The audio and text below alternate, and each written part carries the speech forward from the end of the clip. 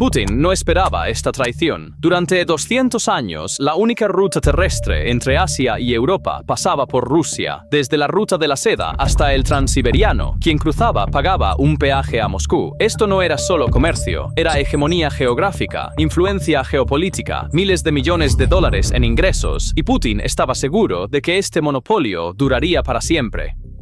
Pero ahora su aliado más leal está destruyendo ese monopolio, y Putin se ve obligado a observar.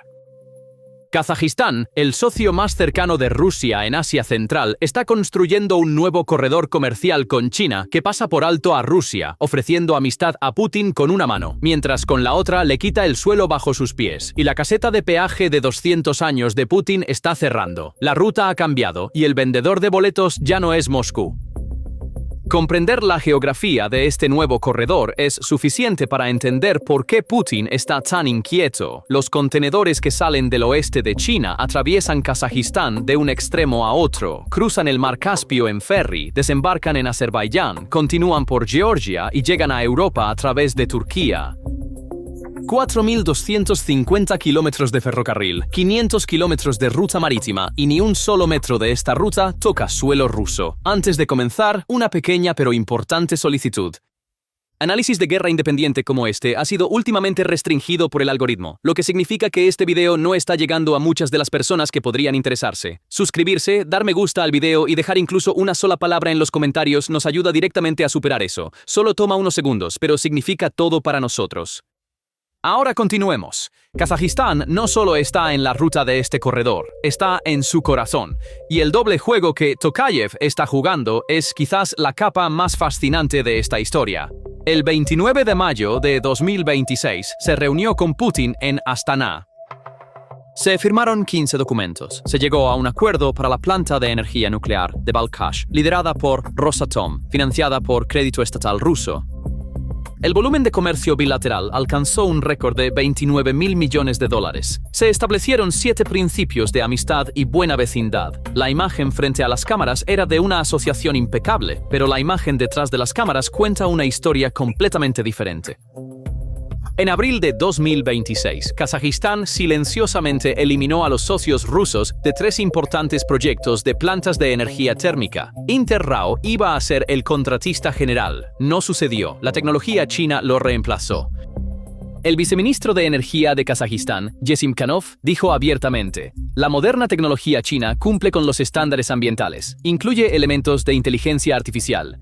El modelo de crédito propuesto por Rusia a 15 años fue archivado, y el desacoplamiento energético no se limita a esto. Kazajistán estaba recibiendo el 60% de las exportaciones totales de electricidad de Rusia en 2025, su mayor cliente. Ahora, 81 proyectos energéticos están en marcha, con una capacidad total de 15.3 gigavatios y más de 25.000 millones de dólares en inversión. El viceministro Gesimkhanov estableció claramente el objetivo. En 2027 no compraremos electricidad de Rusia. El mayor comprador de Rusia en su mercado de exportación de electricidad está cerrando la puerta. El análisis del Centro Belfer explica la lógica de este doble juego muy claramente. Entre las prioridades de política exterior de Kazajistán, reducir y diversificar la dependencia de Rusia como país de tránsito ocupa el primer lugar. Tokayev está manteniendo la relación estratégica con Rusia por un lado, porque 7.600 kilómetros de frontera, millones de rusos étnicos y la dependencia nuclear hacen que esto sea necesario. Pero por otro lado, está cortando cada hilo de dependencia económica uno por uno. Y Kazajistán no está solo en este desacoplamiento. Está reduciendo silenciosamente el papel del ruso en la esfera pública, al igual que lo hizo Moldavia. Está profundizando la cooperación energética con China. Está construyendo asociaciones paralelas con Estados Unidos, Japón, Corea del Sur y la Unión Europea en elementos de tierras raras. Tokayev aceptó la invitación de Trump para la Junta de Paz. Cada puerta que se abre hacia Occidente significa una puerta que se estrecha hacia Rusia, y Tokayev está manejando esto con un equilibrio muy cuidadoso. Putin es consciente de este equilibrio, pero hay muy poco que pueda hacer. Mientras lucha con cientos de miles de soldados en Ucrania, no le queda poder para abrir un segundo frente en Asia Central, y si aplica presión sobre Kazajistán, acelera precisamente lo que quiere evitar, empujando a Tokayev completamente hacia los brazos de China y Occidente. Putin está atrapado. Si se queda quieto, su monopolio se erosiona. Si aplica presión, la desvinculación se acelera.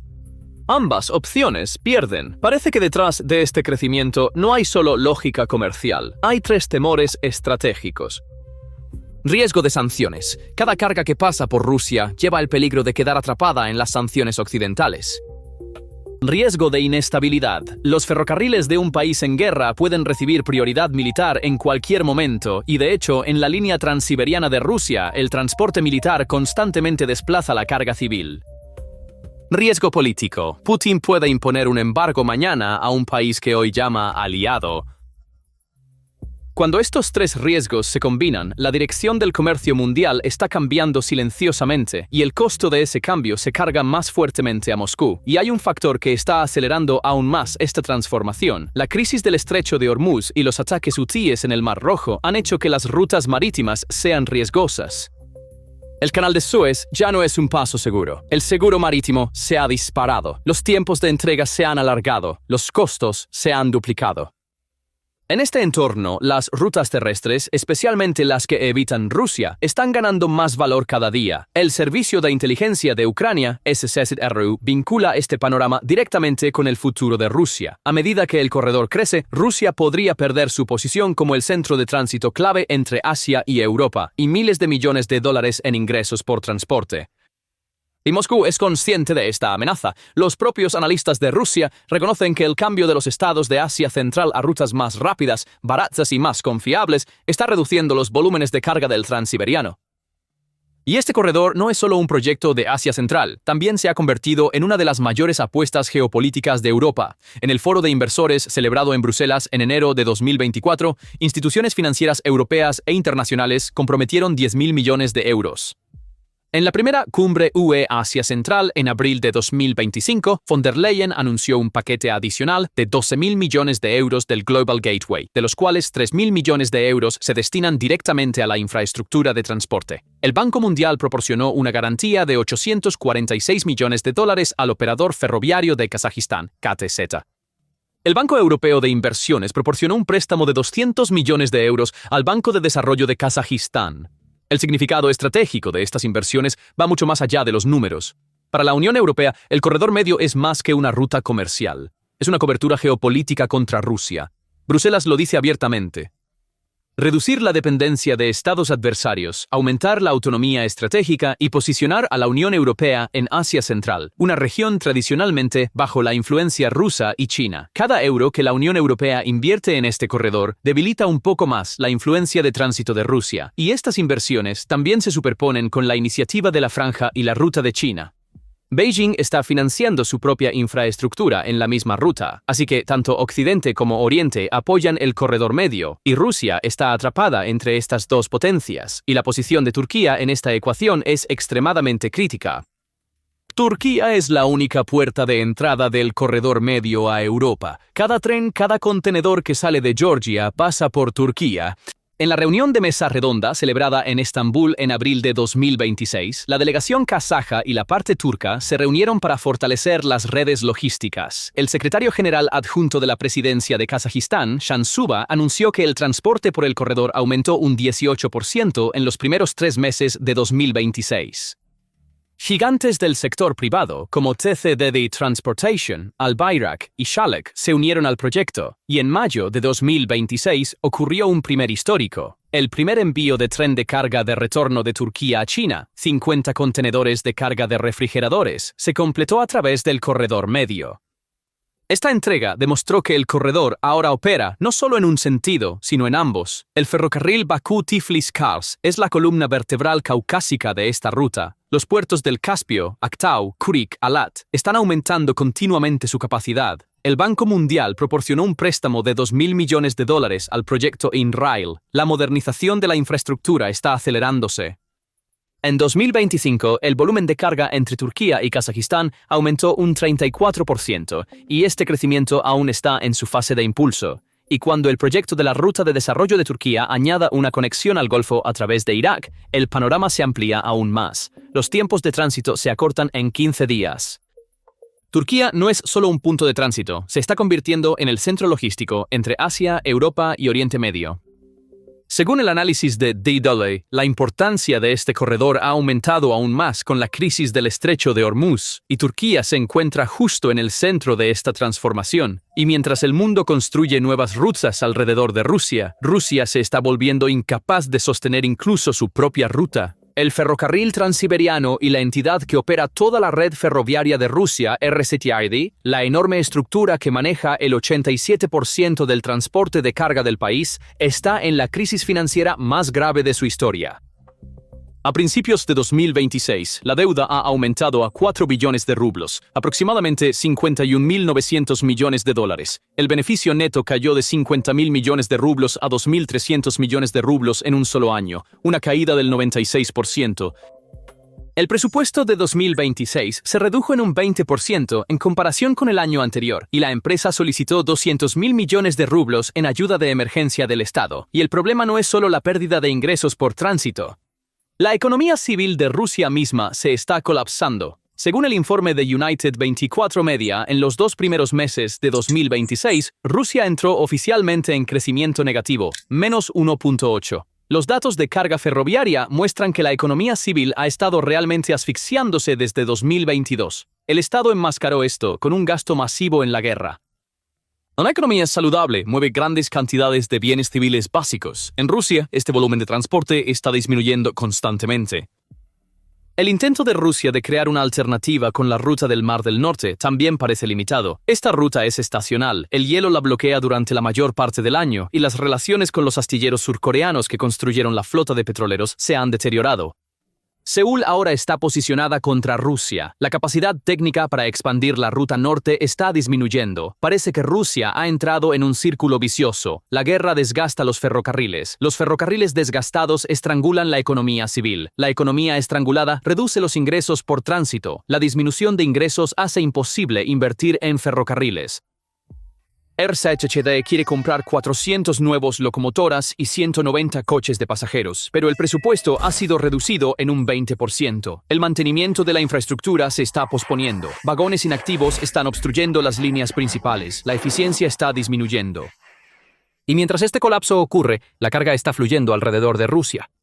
El corredor medio crece un poco más cada mes, mientras que el transiberiano se reduce un poco más. La admisión del analista militar ruso Prichin resume este panorama. El propósito fundamental de esta ruta es crear una línea desde China a Europa que evite Rusia. Los propios expertos de Rusia son conscientes de la situación, pero no pueden producir una solución. Pero leer la situación de manera unilateral sería engañoso, y el análisis de abril de 2026 de Carnegie Endowment crea un efecto de ducha fría. La realidad es esta. El corredor medio todavía transporta solo el 6% de la capacidad anual de 100 millones de toneladas del corredor norte de Rusia.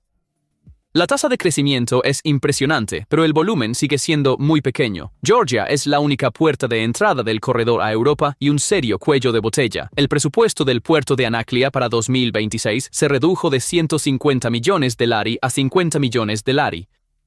Se estima que hay una brecha de inversión de 18.500 millones de euros para la modernización de infraestructuras, y la inversión del sector privado sigue siendo limitada debido a los volúmenes de carga a largo plazo y los riesgos políticos.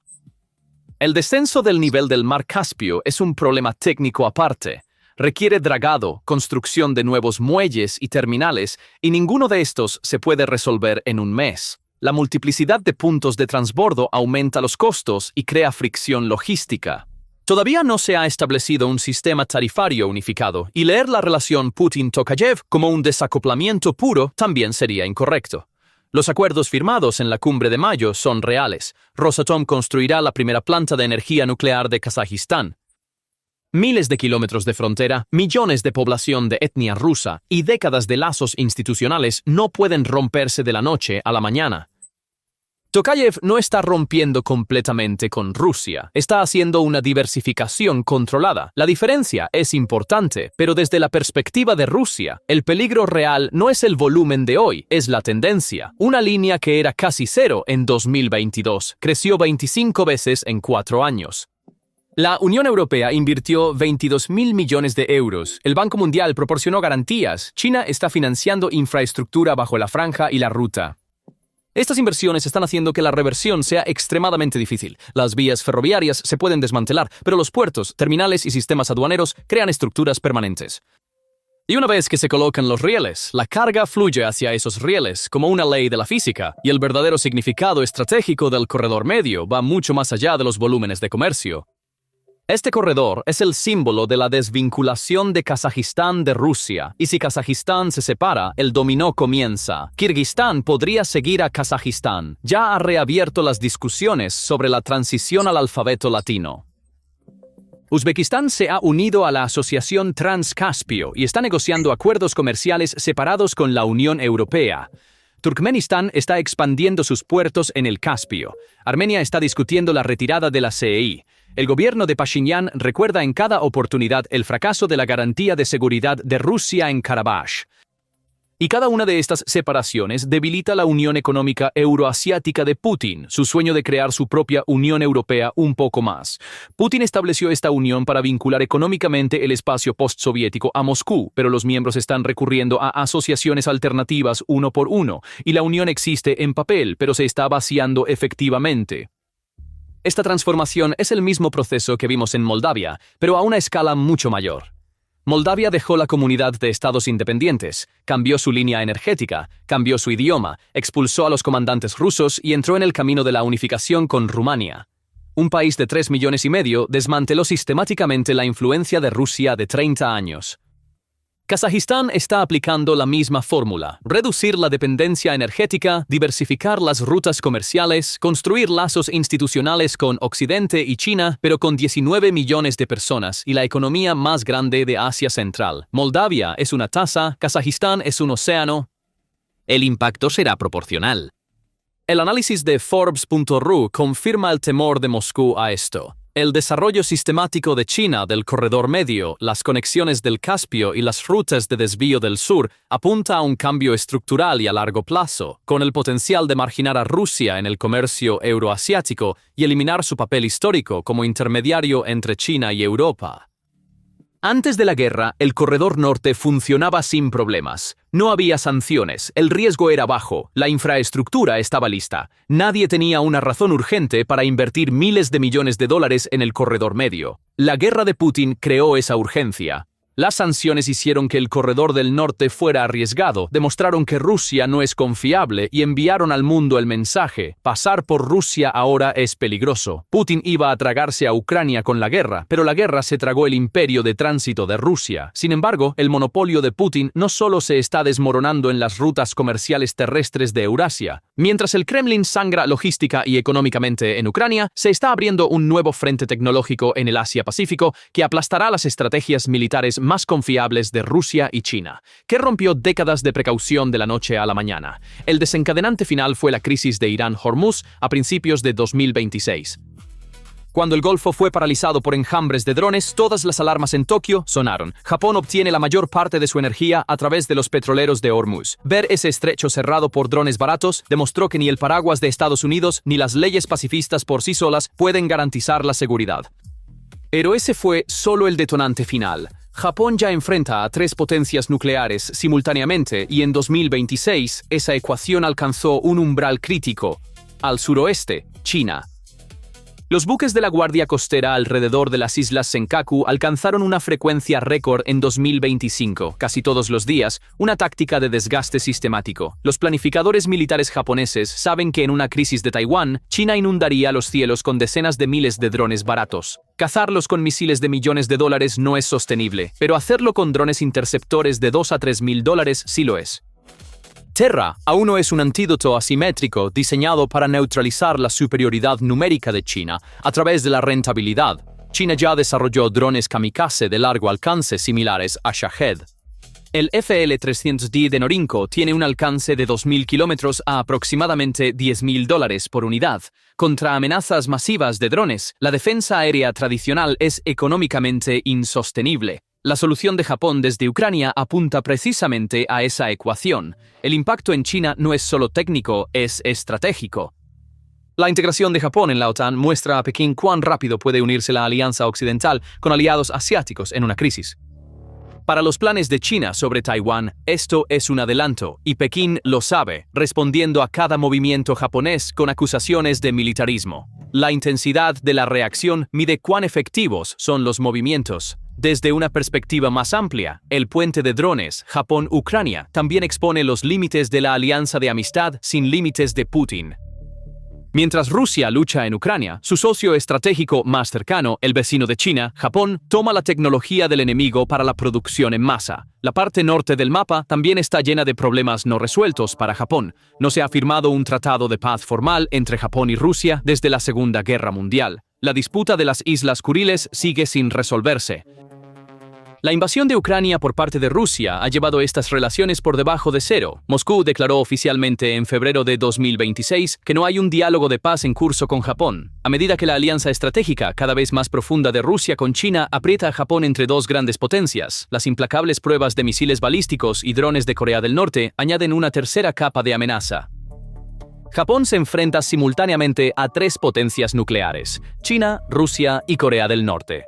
Esta ecuación explica por qué Tokio está invirtiendo tanto en una red de defensa aérea inteligente, escalable y de múltiples capas. El ministro de Relaciones Exteriores de Rusia, Lavrov, acusó a Japón en enero de 2026 de regresar al militarismo de los años 1930. Sin embargo, el contexto de esta acusación es sorprendente. Rusia, que está librando una guerra en Ucrania con casi 2 millones de bajas, está acusando a las fuerzas de autodefensa de Japón, que no han disparado un solo tiro desde 1954, de agresión. Incluso si Japón duplicara su gasto en defensa, solo llevaría al país al 2% del PIB, una cifra bastante modesta en comparación con la economía de guerra de Rusia, que supera el 7%. La respuesta de Tokio no es confrontar a Rusia directamente, sino construir un puente tecnológico indirecto con los expertos que mejor conocen las tácticas de su adversario, Ucrania. La experiencia defensiva de Ucrania contra los drones rusos, las tácticas de guerra electrónica y los enjambres Shahid es perfecta para Japón, y esta transferencia de conocimiento no es unidireccional. Los semiconductores avanzados de Japón, los sensores de precisión y las capacidades de inteligencia artificial tienen el potencial de transformar los drones de Ucrania. Cuando los drones marítimos Magura y Sea Baby, que han confinado a la flota del Mar Negro de Rusia a sus puertos, estén equipados con sistemas de navegación japoneses y ópticas de visión nocturna, podrían evolucionar en cazadores autónomos inmunes a las interferencias de guerra electrónica rusas. La inquietud del Kremlin respecto a Japón no se limita a este puente tecnológico. Tokio fue el único país del G7 sin una ley clara contra el espionaje durante años. Esta laguna creó un terreno fértil para las operaciones de inteligencia rusas. Sin embargo, el proyecto de ley contra el espionaje en la agenda del gobierno de Takaichi y los planes para una nueva Agencia Nacional de Inteligencia tienen como objetivo cortar el flujo de información de Moscú dentro de Japón. La identificación por parte de la policía de Tokio de un agente del SVR ruso en enero de 2026 se ve como un presagio de esta nueva era. Durante 200 años, cualquiera que quisiera pasar entre Asia y Europa se veía obligado a comprar un billete a Rusia. Desde los comerciantes de la ruta de la seda hasta los trenes de contenedores modernos, Moscú estaba en la caseta de peaje y cobraba la tarifa de tránsito. Este monopolio no era solo dinero, era control geopolítico. Rusia, que otorgaba el derecho de paso, podía retirar ese derecho en cualquier momento, y esta amenaza mantenía a docenas de países alineados con Moscú. Ahora esa caseta de peaje se está vaciando. La carga está fluyendo alrededor de Rusia. Kazajistán está construyendo la columna vertebral de ese flujo. China está aportando el dinero. La Unión Europea está invirtiendo 22.000 millones de euros. Turquía está abriendo la puerta y el imperio ferroviario de Rusia se está hundiendo con 51.900 millones de dólares en deuda. Cuando Rusia demostró ser poco confiable, incluso sus aliados más cercanos comenzaron a buscar alternativas, y la alternativa ya no es teórica. Sus vías han sido tendidas, sus puertos han sido construidos, sus trenes están en funcionamiento. El privilegio geográfico de 200 años de Rusia está terminando silenciosamente. La carretera ha cambiado. La cabina de peaje está vacía y el vendedor de boletos ya no es Moscú. Entonces, ¿qué piensas sobre esto? Compártelo en los comentarios. Hemos llegado al final de nuestro video, pero nuestro análisis no termina aquí. Si deseas escuchar estos informes detallados de PPR Global que cubren desarrollos globales con la comodidad de un podcast durante tus largos viajes en coche o descansos diarios, te invitamos a visitar nuestro canal de Spotify. Sigue nuestra cuenta de Spotify ahora mismo a través del enlace en la sección de descripción y nunca te pierdas lo que está sucediendo en el mundo, sin importar dónde estés o cuál sea la circunstancia. La circunstancia. La circunstancia. La circunstancia.